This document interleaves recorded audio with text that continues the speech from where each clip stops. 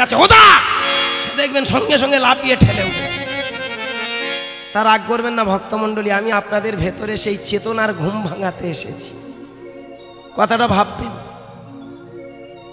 হাসি নয়, হাসির ভিতরে আমার কথাটা একটু একটু করে বোঝার চেষ্টা করবেন। নিমাই চাঁদ নাকি সেদিন একটা বৈষ্ণব বলছে, বাবা তুমি তো কীর্তনের আসরে ভালো বড় বড় গল্প করো, তাহলে নিমাই চাঁদ কেন ওর মাকে কাঁদালো, ওর মা সেবা পূজা করলো না কেন? কি বলবেন না? আমি তখন ওনাকে বললাম, বাবা ঠাকুর তুমি তো নামে সৈতৈত রেখেছো, হরিনাম টাম করছো, কিন্তু এখনো মানে বোঝার চেষ্টা করো। খুব ভালো করে ভেবে দেখবেন, নিমাইয়ের মা তথাকথিত আজকের দিনের আমাদের মা বাড়ির মায়েদের মতো মা নয়। নিমাইয়ের মা পড়াশোনায় ভালো নয়, কিন্তু নিমাইকে পণ্ডিত বানিয়েছিল। খুব ভালো করে ভাবতেন। আসতে যেমন অনেক মা আছেন মূর্খ, লেখাপড়া জানে না, অথচ তার ছেলে পণ্ডিত আছে না বাবা? অনেক বাবা আছে তারা পড়াশোনা জানে না, কিন্তু প্রাণপণে ছেলেটাকে একটা জায়গায় দাঁড় করিয়ে দিয়েছেন। এর তার কথা কেন, আমার কথা বলি, আমার মা গ্র্যাজুয়েট কমপ্লিট, বিএ পাস, যে বেকার ভাতাটা পায় টিভি দিয়ে নেয়। হ্যাঁ বাবা, রাগ করবেন না। বাবা তখনকার দিনে গ্র্যাজুয়েট কমপ্লিট করেছে, ক্লাস 2। আমরা 3 ভাই ছিলাম, 5 ভাই বোন। অভাবের সংসারে 2জন হারিয়ে গেছে, এখন আছি 3 গাছে। কম বেশি সকলে পড়াশোনা, মাধ্যমিক আমি শুধু যা বারাসাত কলেজ থেকে পড়াশোনা করেছি। রাগ করবে না, এটা আমার গড গিফট, এটা আমার সব থেকে বড় কথা, আমার বাবা মায়ের আশীর্বাদ। নিমাই তখনকার দিনে একজন টোলের পণ্ডিত, তখনকার দিনে একজন জ্ঞানবান ব্যক্তি। আপনাদের কি মনে হয় যে তিনি মাকে কাঁদিয়েছিল? খুব মন দিয়ে শুনবেন আমার কথাটা। এই জন্য লীলা শুনি, লীলার মানে বুঝি না, এই লীলাটা শুনে যান। নিমাইয়ের বয়স তখন 24 বছরের নিমাই প্রথম গিয়েছিল কোথায়? সন্ন্যাস গ্রহণ করবে বলে, সন্ন্যাস ধর্ম নেবে বলে তিনি গেলেন কোথায়? কেশব ভারতীর কাছে। কি বাবা? 2টো গুরু ওনার, একটা শিক্ষাগুরু আর একটা দীক্ষাগুরু। শিক্ষাগুরুকে কেশব ভারতী, দীক্ষাগুরুকে তোতাপুরী। কি ঠিক তো? এখন ভালো করে ভেবে দেখুন, উনি ধর্ম শিক্ষা আছে, সন্ন্যাস ধর্মের দীক্ষা শিক্ষা নেবে বলে 24 বছর বয়সে উনি সংসার ত্যাগ করেছে। ভেবে দেখবেন, নিমাইয়ের 2টো বিয়ে হয়েছিল। প্রথম বিবাহ হয়েছিল লক্ষ্মীপ্রিয়া, বল্লভাচার্যের কন্যা লক্ষ্মীপ্রিয়ার সঙ্গে। বিয়ের কটা রাত কাটার পরে ওই মেয়েটাকে ঘরে রেখে চলে যায় শ্রীহট্টে। অ্যাকচুয়ালি ভালো করে ভেবে দেখবেন, নদিয়ার নিমাই ছিল ওপার বাংলার মানুষ। কি বাবা? জন্ম এখানে, কিন্তু ওনাদের পৈতৃক ভিটে বাবার রক্ত অনুযায়ী বলছেন উনি বাঙাল। কথাটা বোঝা গেল? গোদা বাংলা কথায় বলি, কারণ ওনারা অ্যাকচুয়ালি শ্রীহট্টের মানুষ। ওখান থেকে এসে নবদ্বীপে এসেছিল। সেই নবদ্বীপের মাটিতে, নদিয়ার নবদ্বীপের মাটিতে নিমাইয়ের জন্ম, কিন্তু নিমাইয়ের পৈতৃক ভিটে, বাবার ভিটে হলো শ্রীহট্টে। একটা কাজের জন্য উনি চলে গেলেন, প্রথম বউটাকে ঘরে রেখে সেই কাজের জন্য শ্রীহট্টে। দিন যায়, রাত যায়, মাস যায়, আস্তে কাঁদতে কাঁদতে কাঁদতে কাঁদতে মেয়েটা খাওয়া নাওয়া ত্যাগ করে আস্তে আস্তে স্বামীর বিরহে কাঁদতে কাঁদতে মারা গেল। বৈষ্ণব শাস্ত্রে বলছে, বৈষ্ণব শাস্ত্রে বললেন, বিরহ রূপ কাল সাপের দংশনে নিমাইয়ের প্রথম বউ মারা গেল। কি বললেন? সাপে কেটে নয়, সাপের দংশনে নয়, বিরহ রূপ কাল সাপের দংশনে।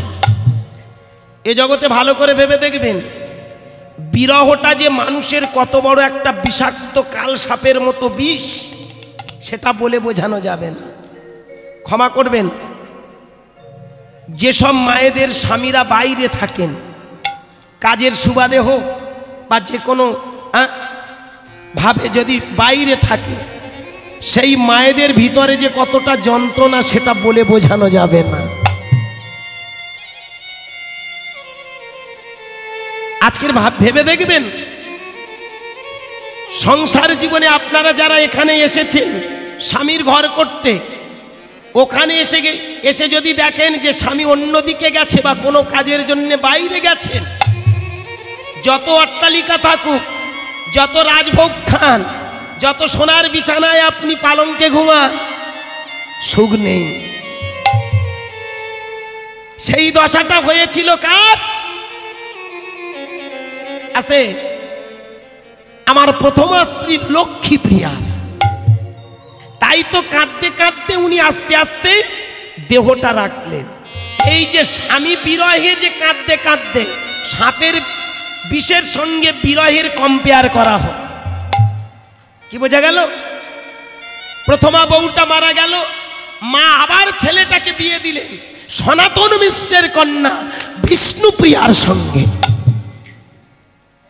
বিষ্ণুপ্রিয়াকে ফুলসজ্জার ঘরে রেখে 1 বছরের জন্য সংকল্প ধারণ করলেন। ভালো করে ভেবে দেখুন, মা কেঁদে কেঁদে একটাই কথা বলেছিল, নিমাই রে, তুই সত্য করে বলতো নিমাই, কেন তুই আমার কাঁদালি?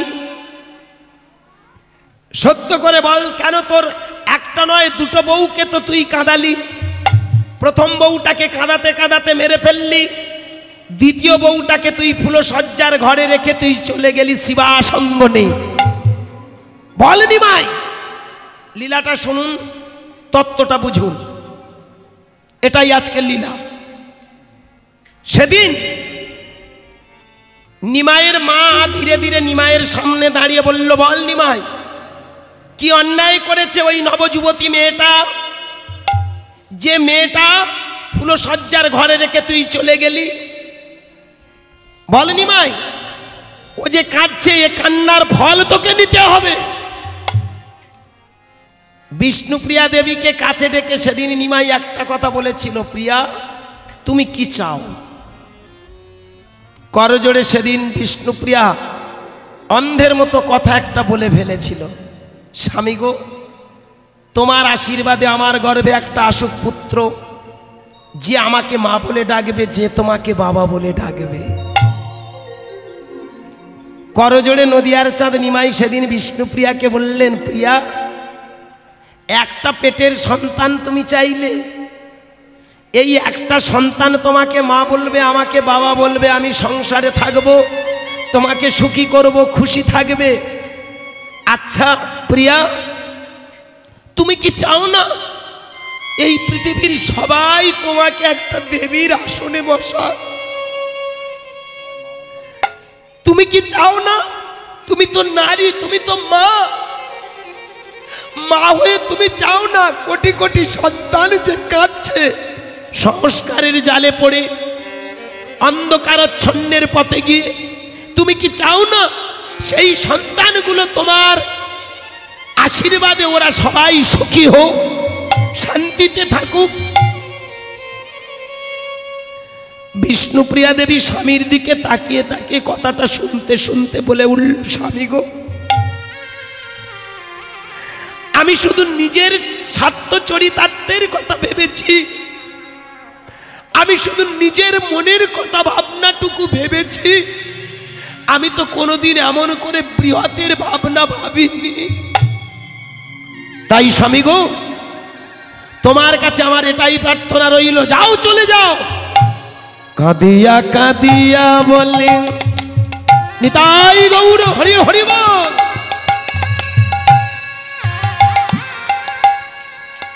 ওগো ভগবান,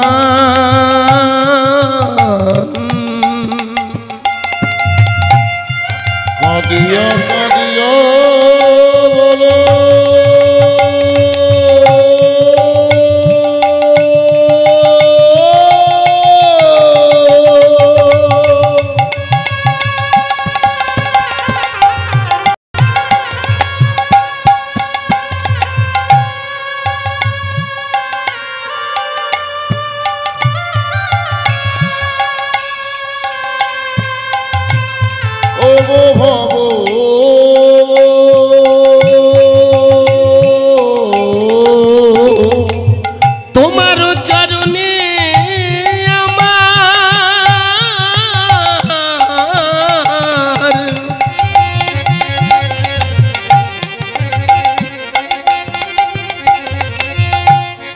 নিবেদন ভগবান তোমার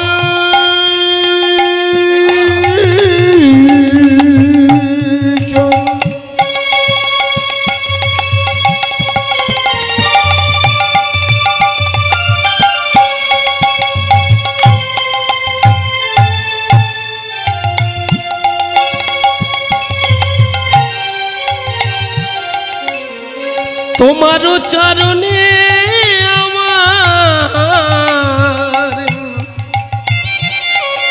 এই নিবেদন ভগবান। আমি বড় অন্যায় করেছি, ভুল করেছি, আমায় তুমি ক্ষমা করে দাও। আমায় তুমি ক্ষমা করে দাও। আমায় তুমি ক্ষমা করে দাও। আমায় তুমি ক্ষমা করে দাও। অবলায় আমি করেছি যে ভুল। আরে আমায় তুমি ক্ষমা করে দাও। অবলা তুমি এই অভাগিনী আমায় তুমি ক্ষমা করে দাও। যাইলে লীলার বলি হরি পিতাই গৌর প্রেমানন্দে হরি হরি হরি। আমায় তুমি ক্ষমা করে দাও। আমায় তুমি ক্ষমা করে দাও। আমি ভুল করেছি, আমি বুঝতে পারিনি যে তুমি সংসারের ভাবনা নও, বিশ্বের সমাজের সংসারের ভাবনা ভাবো, বিশ্ব সংসারের ভাবনা ভাবো। তাই আমি কথা দিলাম, আমি নারী হয়ে, আমি স্ত্রী হয়ে তোমায় অনুমতি দিলাম। মায়েরা ভালো করে ভেবে দেখবেন, বিষ্ণুপ্রিয়া যদি অনুমতি না দিত, নিমাই কোনোদিন যেত না, আর নিমাই কোনোদিন অত বড় মহান হতে পারত না। নেক্সট মায়ের কথা আসুন। আমরা একটা পদাবলী শুনি, কোকিল কণ্ঠে, যেদিন সন্ন্যাস নিতে যাচ্ছিল, কোকিল কণ্ঠেতে নিমাই বলে মা মা, ঘুমের ঘোরে শচী বলে যারে যা যা। আপনারা কি বুঝেছেন কথাটার মধ্যে একটু বলুন। কোকিল কণ্ঠে, অনেকে বলে কোকিলের মতো সুর করে বলেছিল মা মা মা। আপনারা কোকিল কণ্ঠে একবার বলুন তো মা মা কিরকম উচ্চারণ হয় দেখি। কোকিল কি বলে? আমার গলা ধরে গেছে, তো কোকিলটা ডাকবো কি করে? এখানে আবার মা বেরোচ্ছে কোথায়? ও তো কু কু কু কু করছে। ওই এর মধ্যে মা শব্দ বেরোচ্ছে কি? এই জন্য পদাবলীগুলো বুঝতে হয়। কোকিল কণ্ঠেতে নিমাই বলে মা মা, মানে কি? শুধু আমার নবদ্বীপ নয়, শুধু ভারতবর্ষ নয়, যদি চিন্তা করা যায় সারা পৃথিবীর মধ্যে সব থেকে সুকণ্ঠের মানুষ ছিল নিমাই। যেমন আমাদের ভারতের একটা রত্ন বা পৃথিবীর একটা সব থেকে রত্ন, আমাদের বড় গর্ব, এই দুজনের গান শুনলে আমাদের মন ভরে যায়। এক হলো মায়েদের মধ্যে, মানে মেয়ে ছেলেদের মধ্যে লতা মঙ্গেশকর আর মান্নাদের গান। কি বাবা? আমি বলবো না, আপনারা বিচার করবেন। মান্নাদের গান শুনলে পরাণ ঠান্ডা হয়ে যাবে, যাবে না? আজও তার অমৃত কণ্ঠটা, যে যত আমরা কণ্ঠ সৃষ্টি করি না কেন, গুরুদেব গুরুদেব, ওল্ড ইজ গোল্ড, চিরকাল মনে রাখবেন। কি বাবা?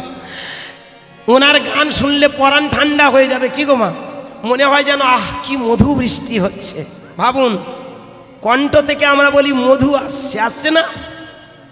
কোকিল যেমন সুমিষ্ট সুরে বলে, তার সুরে ডাকে কুহু কুহু, ঠিক তেমন মানুষের কণ্ঠ দিয়ে এমন কিছু সুমিষ্ট বেরিয়ে আসে, তখন কোকিলের সঙ্গে কম্পেয়ার করা হয়। যত পাখি আছে সব থেকে সুকণ্ঠের অধিকারী কোকিল। পৃথিবীর মধ্যে যতগুলো মানুষ ছিল সব থেকে সুকণ্ঠের অধিকারী ছিল আমার নিমাই। যেমন লতা মঙ্গেশকরের গান শুনলে আমাদের পরাণ ঠান্ডা হয়ে যায়। এখন যত শিল্পী আসুক না কেন, লতা মঙ্গেশকর লতা মঙ্গেশকর, কি ঠিক তেমন নিমাইয়ের কণ্ঠ দিয়ে মধু বৃষ্টি হতো। কম্পেয়ার করা হলো, তুলনা করা হলো যে কোকিলের মতো কণ্ঠ ছিল, সুমিষ্ট কণ্ঠ ছিল। এই কণ্ঠ দিয়ে নিমাই ভোরের বেলা গিয়ে মাকে ডেকে বলেছিল, মা মা। রেসপন্সটা কি আসলো? ঘুমের ঘরে শচী বলে, যা যা যা। ঘুম মানে এখানকার ঘুম নয়, সংসারে মায়া অন্ধের ঘুমে ঘুমিয়েছিল। কিরকম? খুব মন দিয়ে শুনবেন। নিমাই জন্মানোর আগে নিমাইয়ের একটা দাদা ছিল না বাবা, যার নাম বিশ্বরূপ। 11 বছর বয়সে বিশ্বরূপ সংসার ত্যাগ করে চলে গেল। এই বিশ্বরূপের আগে আরো 8টা মেয়ে জন্মেছিল আমার শচী ঠাকুরানী। 8টা মেয়ে মরে যাওয়ার পরে বিশ্বরূপ নবম গর্ভে, 10ম গর্ভে জন্ম নিয়েছিল আমার নিমাই। আজকের এখানে মায়েরা ভালো করে ভেবে দেখবেন তো, কোন মায়ের যদি সন্তান মারা যায়, আমি কষ্ট দিতে চাই না,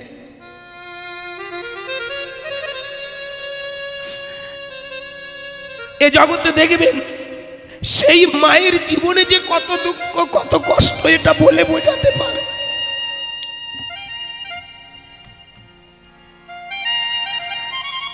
শচী ঠাকুরানীর 1টা নয় 2টো নয় 8টা মেয়ে মারা গেল। নবম গর্ভে বিশ্বরূপ 11 বছর বয়ক্রমে সে যখন ঘর ছাড়া হয়ে চলে গেল, 10ম গর্ভে যখন নিমাই জন্মালো, নিমাইয়ের দিকে তাকিয়ে তাকিয়ে শচী ঠাকুরানী একটাই কথা বলল। কারণ দেখবেন সংসারী মানুষের সংসারের টানটা একটু জাগে। নিমাই রে, আমার 1টা নয় 2টো নয়, তিল তিল করে আমার ফেলে আসা দিনগুলোতে অনেক কিছু হারিয়েছি। আমি তোকে নিয়ে সংসারে অনেক সুখে থাকতে চাই। তাই সংসারে মায়ার ঘুমে তিনি আবদ্ধ ছিল। তাই তো তিনি 1টা নয় দুবার কিন্তু বিয়ে দিয়েছিল নিমাইকে। ভক্তিমতী মায়েরা ভালো করে ভেবে দেখুন, পদকর্তা তথা মহা মানবদের ভাষা ঘুমের ঘরে শচী মানে কি? মায়া মোহে সংসারে আচ্ছন্ন ওই ঘুমে আবৃত ছিল। ওই মেয়েটা সেদিন বলেছিল, নিমাই রে, তোর মতো একটা ছেলে পেয়ে আমার জীবন ধন্য। কারণ নিমাই মাকে একটা কথা বুঝিয়েছিল, মা সত্য করে তুমি বলো তো মা, আজ তুমি তোমার নিমাইকে ঘরে বেঁধে রাখতে চাও, 9টা গর্ভে ধারণ করে তাদের 8টা মেয়ে গর্ভে ধারণ করে তাদেরকে বেঁধে রাখতে পারোনি, বিশ্বরূপকেও ঘরে বেঁধে রাখতে পারোনি, আমাকেও তুমি ঘরে বেঁধে রাখতে পারবে না। একটা কথা মনে রেখো মা, আজ তুমি একটা নিমাইয়ের কাছে নিমাই ডাক শুনছো, এমন একটা দিন আসবে সারা পৃথিবীর মানুষ তোমাকে দেবীর আসনে বসিয়ে রাখবে। শুধু তাই নয়, কোটি কোটি সন্তান সেদিন তোমাকে মা বলে কাছে ডাকবে। কি গো মা, তুমি কোটি কোটি সন্তানের মা ডাক শুনতে চাও, না একটা নিমাইয়ের মুখে মা ডাক শুনতে চাও? সেদিন মা সংসারে আবৃত্ত হয়ে সংসারবদ্ধ জীব হয়েও এই মায়া অন্ধকার সংসারে থেকেও বলেছিল, নিমাই তুই যা, আমি তোকে অনুমতি দিলাম, আমি তোকে আশীর্বাদ করলাম, তুই আজ থেকে বিশ্বের মানুষের কাছে পৌঁছে দে তোর এই আনন্দের বার্তা, মানুষকে পৌঁছে দে সেই আনন্দের জগতে। ভক্তমণ্ডলী, তাই ভালো করে ভেবে দেখবেন, নিমাই মাকে কাঁদায়নি, সংসারে আবদ্ধ মা হাসি মুখে বলেছিল, নিমাই যা যা যা। কি আমার কথাটা একটু বোঝা গেল কোন অ্যাঙ্গেল থেকে কি বলতে চেয়েছে? এই জন্য কীর্তনটা মন দিয়ে শুনতে হয়। ওই বগল বাজিয়ে কে একটু গিয়ে গেল, কে আনিল রে, কোথায় ছিল রে, ও আনবে আর নিয়ে চলে যাবে। আমি অনুরোধ করব কথাগুলো একটু ভালো করে ভাববেন। তাই তো নদিয়ার চাঁদ নিমাই বললেন, এই জগতে তুমি তোমার কাছের মানুষগুলোকে ভালোবাসো, এই সংসারকে ভালোবাসো, এই সমাজকে ভালোবাসো, এই রাষ্ট্র পৃথিবীটাকে ভালোবাসো। হানাহানি নয়, মারামারি নয়, কাটাকাটি, বর্ণ বিদ্বেষ নয়।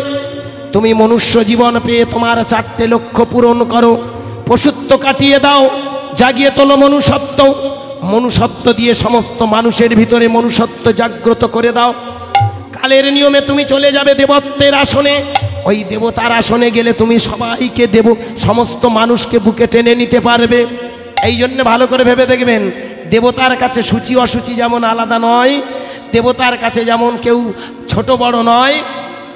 রামকৃষ্ণের স্ত্রী সারদা মা একদিন একটা দামি কথা বলেছিল, কি বলুন তো? আমি সতেরো মা, অসতেরো মা। নিতাই গৌর হরি বল, হরি বল। তাই ভালো করে ভেবে দেখবেন।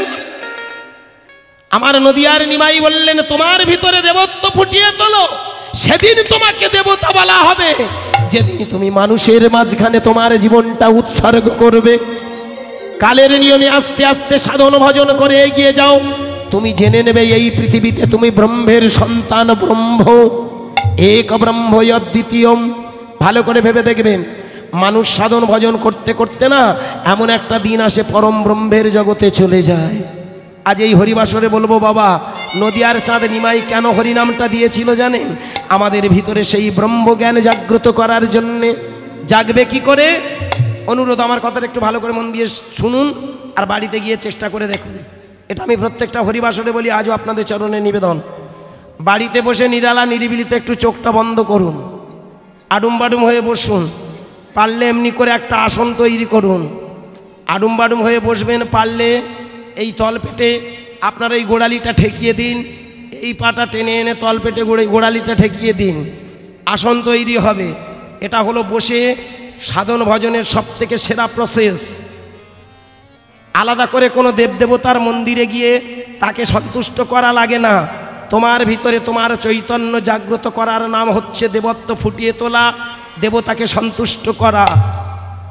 অনর্গল যদি তুমি কৃষ্ণ নামের ফোয়ারা তোমার ভিতরে তুমি বারবার স্ফুরণ ঘটাও, আস্তে আস্তে তুমি আডুম বাডুম হয়ে বসবে বা আসন করে বসবে। হাত দুটো এমনি করে তোমার দুটো হাঁটুর উপরে ফেতে দাও, বিছিয়ে দাও।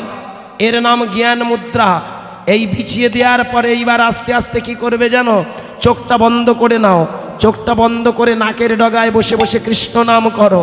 কিছুদিন পরে দেখবে তোমার ষাট চক্রের যে গ্ল্যান্ড গ্রোথগুলো আছে, পায়খানার আড়াই অঙ্গুলি উপরে মূলাধার, প্রস্রাবের দ্বার স্বাধিষ্ঠান, নাভিকমল মণিপুর, বক্ষস্থল অনাহত, কণ্ঠস্থল বিশুদ্ধ, দুই ভ্রুর মাঝখানে আজ্ঞাচক্র। এই ষাট চক্রের মধ্যে দেখবে হরিনামটা যখন চোখ বন্ধ করে গাইতে থাকবে, ওখানে দেখবে একটা স্ফুরণ ঘটে যায়।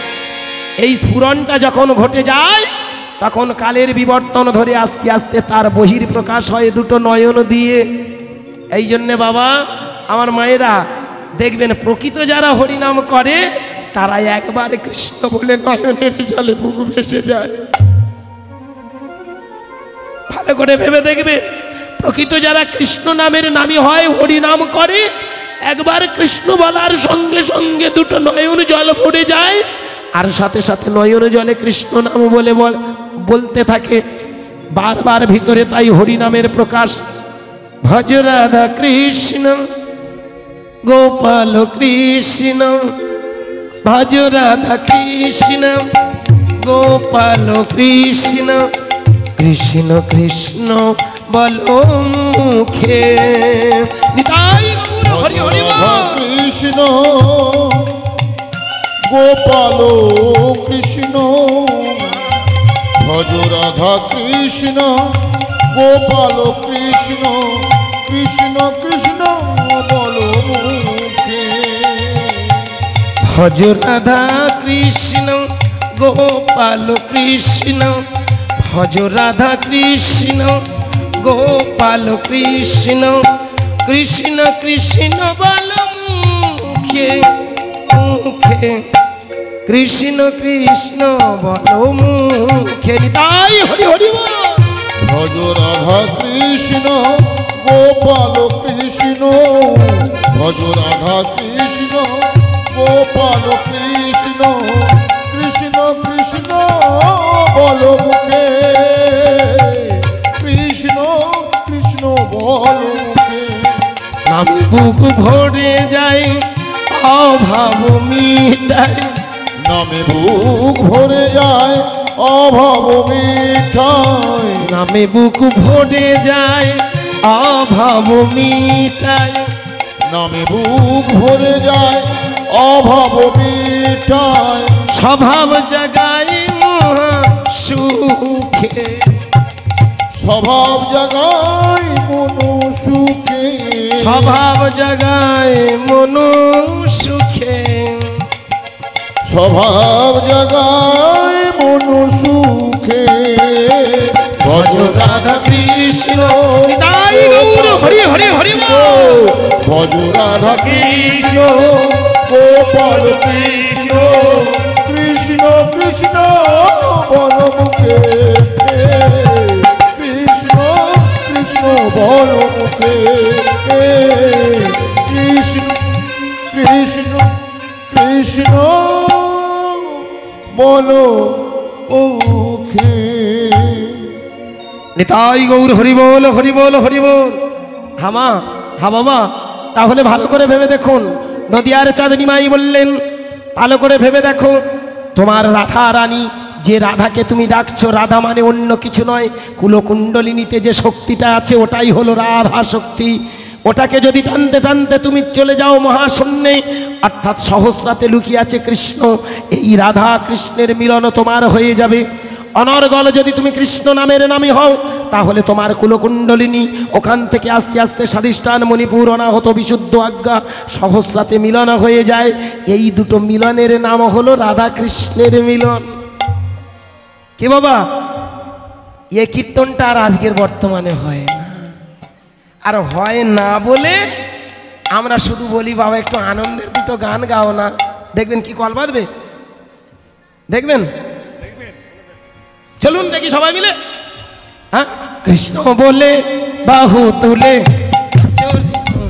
হরি বলে কৃষ্ণ বলে বাহু তুলে চাই গৌর হরি হরি বল কৃষ্ণ বলে বাহু তুলে নাচো রে মন হরি বলে কৃষ্ণ বলে বাহু তুলে নাচো রে মন হরি বলে মনের জ্বালা দূরে যাবে কৃষ্ণ প্রেম উদয় হবে মনের জ্বালা দূরে যাবে কৃষ্ণ প্রেম উদয় হবে মনের জ্বালা দূরে যাবে কৃষ্ণ প্রেম উদয় হবে মনের জ্বালা দূরে যাবে কৃষ্ণ প্রেম উদয় হবে তোরা আয় আয় আয় আয় আয় আমার ভাই তোরা চল চল চল সব বৃন্দাবনে যায় তোরা আয় আয় নিতাই গৌর প্রেমানন্দে হরি হরি বল। চল সব বৃন্দাবনে চল কৃষ্ণ বলে বাহু তুলে নাচো রে মন হরি বলে